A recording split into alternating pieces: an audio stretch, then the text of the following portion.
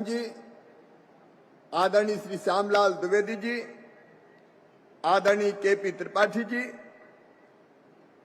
जिलाध्यक्ष आदरणीय अजय सिंह जी, प्रदेश के मंत्री राजेश पांडे जी, हमारे बीच में वरिष्ठ नेता आदरणीय पुष्पराज सिंह जी भी विराजमान है, बहन ममता गुप्ता जी, वीरेंद्र जी, कमलेश्वर जी, राम सिंह जी। अब समय की सीमा है, इसलिए मंचासीन सभी साथीगण,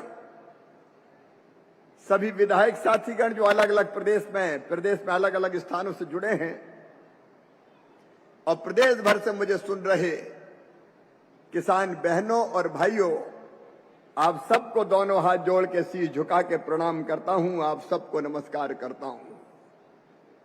ये भारतीय जनता पार्टी की सरकार है, चाहे केंद्र में हमारे नेता, वैश्विक नेता, अब दुनिया को दिशा देने वाले, गौरवशाली, वैभवशाली और शक्तिशाली भारत के निर्माता आदरणीय नरेंद्र मोदी जी हो, और चाहे मध्य प्रदेश में अपनी सरकार हो, हमारा एक ही लक्ष्य है, खेती को लाभ का धंधा बनाना और किसान के पास खजाने से ज्यादा पैसा पहुंचाना। अभी आदरणीय नरेंद्र सिंह जी बता रहे थे, प्रधानमंत्री जी ने शुरू किया, 6,000 रुपया एक साल में किसान के खाते में डालेंगे। अब मैं चौथी बार बना मुख्यमंत्री, तो दिल ने कहा, शिवराज, प्रधानमंत्री 6,000 डाल रहे हैं, तू चौथी बार बना है तो 4,000 तू भी तो डाल, कम से कम 10,000 तो कर ही दे। और तब हमने ये फैसला किया कि प्रधानमंत्री जी बड़े हैं, वो 6,000 डालेंगे, मामा छोटे हैं तो वो 4,000 डालेंगे। कुल मिला के 10,000 रुपया अतिरिक्त किसान को मिलना चाहिए।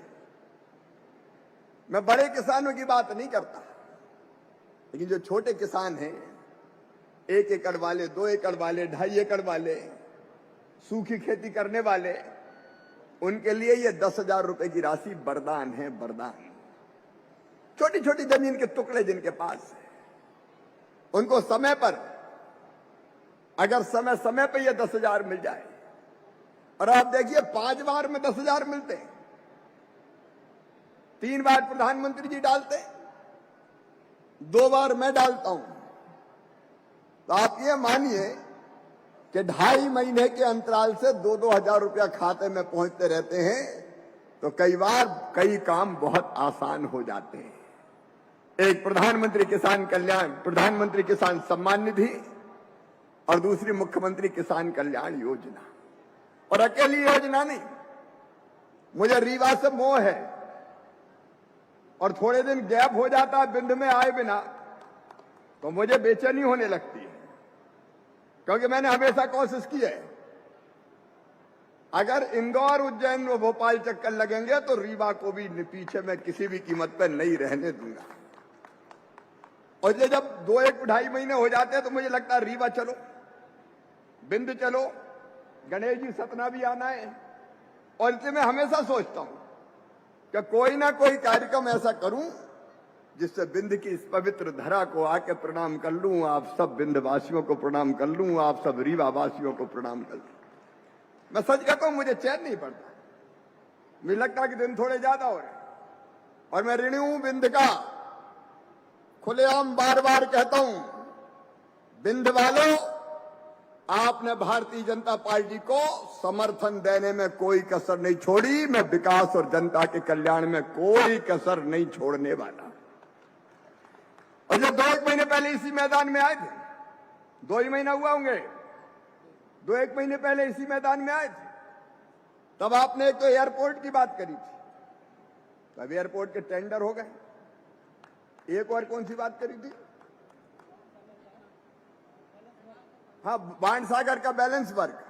देखो, ईमानदारी से सोच के देखो, 50 साल जिस कांग्रेस ने राज किया, वो कांग्रेस केवल बाणसागर में शिलान्यास के पत्थर गड़ाती रही, शिलान्यास के पत्थर। कभी बाणसागर बना नहीं।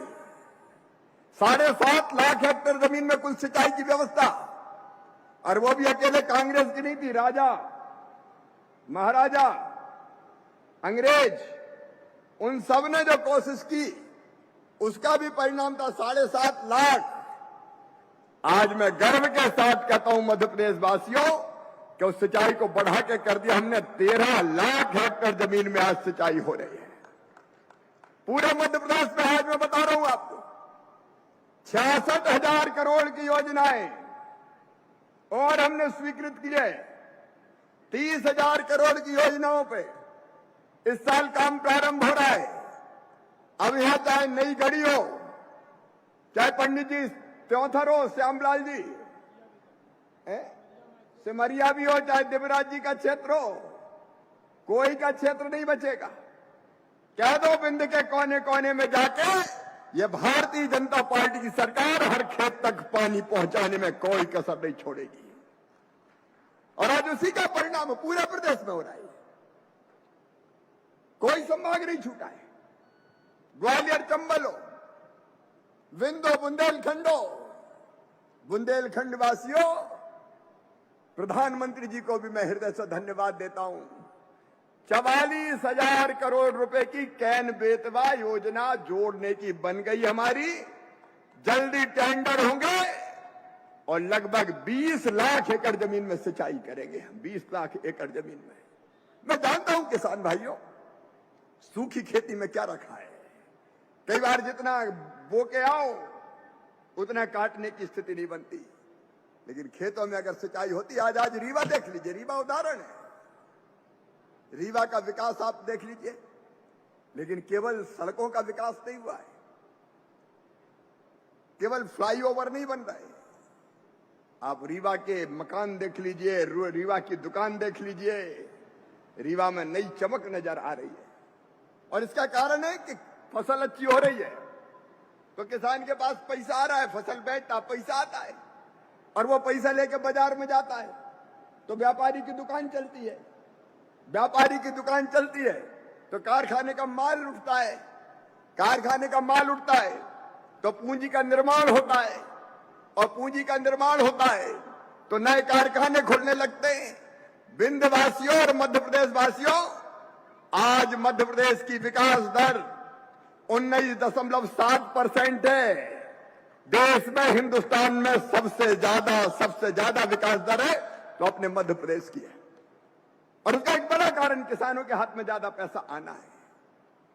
और इसलिए सिंचाई की योजनाएं हो, चारों पांचों चीजें हमने की है।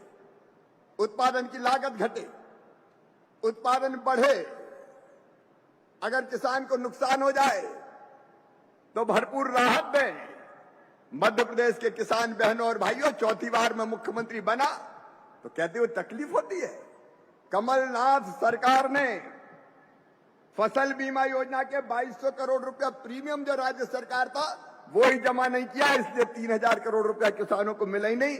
मैंने मुख्यमंत्री बनने के बाद सबसे पहला फैसला यह किया, उस कोरोना की कड़की में 2200 करोड़ रुपया निकल के प्रीमियम का जमा किया और किसान के खाते में वो 3,000 करोड़ रुपया पहुंचाने का काम किया। 19 का बीमा, 20 का बीमा, बाद में और पूरे प्रदेश में फसल खराब हुई तो ऐतिहासिक रूप से 7,618 करोड़ रुपया फसल बीमा के किसान को दिलाने का काम किया तो भारतीय जनता पार्टी की सरकार ने किया। अब कमलनाथ तो एक धोखा और देके गए थे, कर्जा माफ 2 लाख का सब तक माफ, सबका माफ। और बाद में हालत ये हो गई कि कर्जा माफ तो हुआ नहीं, डिफाल्टर और हो गए, ब्याज की गठरी सर पे चढ़ गई, लोग परेशान हैं। और से रीवा की धरती से मैं मध्य प्रदेश के सब किसानों को कहना चाहता हूं, कमलनाथ और कांग्रेस जो ब्याज की गठिया कर्जा माफी के नाम पर तुम्हारे सर पे छोड़ के गई है, उस ब्याज की गठरी को मामा हटाएगा। मैं ब्याज भरवाऊंगा ताकि किसान को डिफाल्टर ना रहना पड़े। चारों तरफ ऐसा आलम कर दिया उस समय कि अच्छे खासे किसान जो रेगुलर पैसा दे रहे थे उनको परेशान कर दिया। ये धोखा देने वाली कांग्रेस की सरकार कभी किसानों का कल्याण नहीं कर सकती। अब इस साल गेहूं के अच्छे रेट मिले, बाकी चीजों के दाम भी अच्छे हैं, लेकिन भारत की जरूरतों को देखते हुए, क्योंकि जिस ढंग से दुनिया में गेहूं की मांग है हमने तय किया कि अपने गरीबों को देने के लिए गेहूं हमारे पास चाहिए, तो गेहूं का पर्याप्त भंडार भर के रखो। और इसलिए ये लगा कि जितनी तेजी से गेहूं जा रहा उतनी तेजी से अब जाता रहा, तो भारत सरकार को लगा कि अपने देश में कहीं गेहूं की कमी नहीं हो जाए, क्योंकि अपन को भी तो फ्री में राशन देना कि नहीं देना, गरीबों का भी देना है।